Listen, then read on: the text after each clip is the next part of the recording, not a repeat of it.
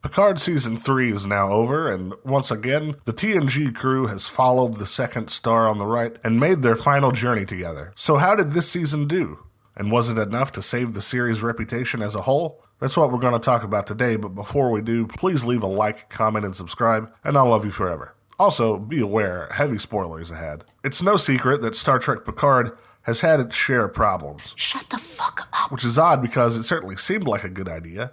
Patrick Stewart, who is generally loved by all, comes back to play everyone's favorite Starfleet captain. Pepper in a couple of moments of old cast reunions, and you're sure to have a hit on your hands. But if the past decade has taught us anything, it's that Alex Kurtzman can screw up the simplest of things. So when the show was coming back for its third and final season, I wasn't full of hope. If anything, I assumed the worst. The only thing I found solace in was the fact that this would be the last time Kurtzman and crew could boldly go to the toilet and take a crap on this area of the beloved franchise. But then came episode 1, and color me surprised when it was actually okay. And then my surprise continued when all the episodes ended up being pretty solid, and what we ended up with was a fun, action-filled adventure with characters we know from all across the Star Trek universe, as well as new characters. It truly succeeds in almost every metric of giving fans what they want and still being a quality show.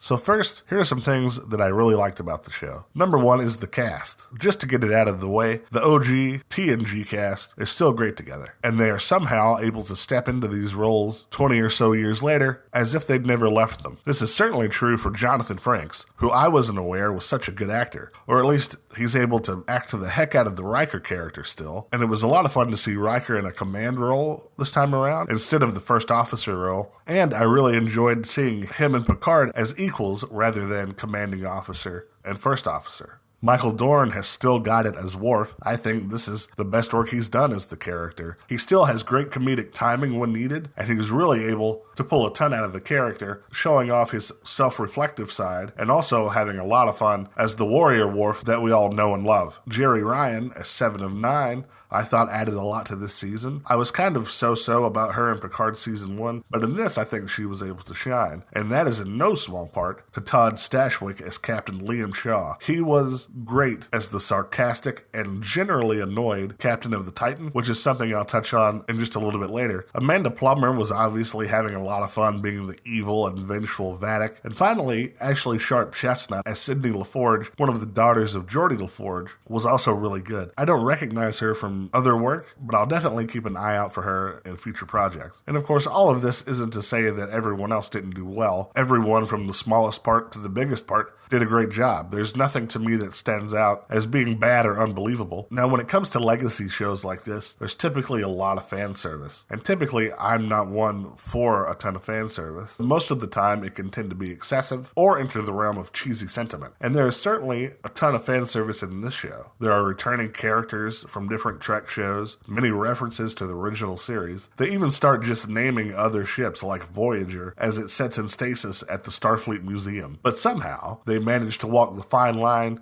of just enough without it ever being too much. The biggest example of this is the return of the Enterprise D. For those who don't remember, the Enterprise D crash-landed in Star Trek Generations. The show explains that Geordie, who is in charge of the Starfleet Museum, has been restoring the ship for a big Starfleet celebration that's happening. Now, like I said, I'm not one for sentiment, really, but even I thought this was pretty cool to see this ship in action again. And it was nice to see the interior again. This may seem like a strange complaint, but one thing I've never really liked about current Star Trek is that all of the bridges look like they're really uncomfortable to be in. The floors look like they would be really slippery, and everything is just really, really dark. But oh well, I guess it's to help show off all the lens flare. And finally, every episode ends with a really great end credit sequence that I think is just really cool. But even with all good things, see what I did there? There are always a couple of bad things, and even though the good ones outweigh the bad, I think these still need to be discussed. The first thing that comes to mind is the Borg being the bad guy again. I get that they're the baddest of the bad when it comes to Star Trek, but I feel like they tend to get overused, especially when they just did a Borg story in Season 2.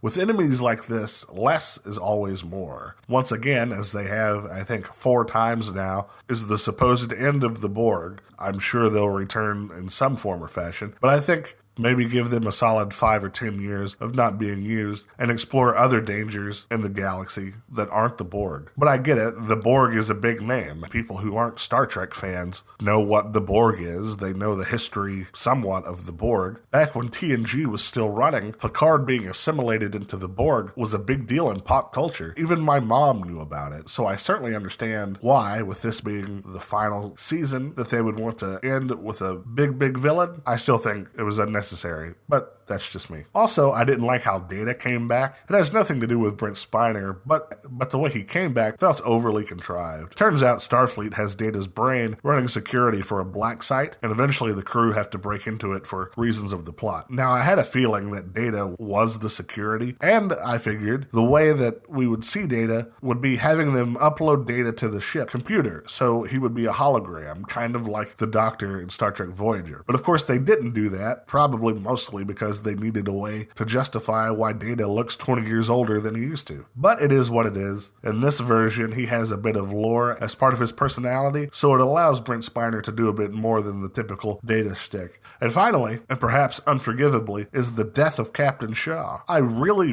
liked this character. He was a by-the-book captain that wasn't the typical stiff that those who are sticklers for rules tend to be. He was sarcastic, angry, and generally annoyed the whole time, and it was a ton of fun to watch. He also has a really interesting backstory regarding Picard and the Borg, but unfortunately, he got killed while trying to get the rest of the crew to escape, which was something that I saw coming. I knew someone would have to make that sacrifice. I just didn't want it to be him. I was kind of hoping the character Rafi would do that. In past seasons, I've never really felt much for this character. In fact, I often forget she's part of the show. So at least a self-sacrifice would have given her character a purpose.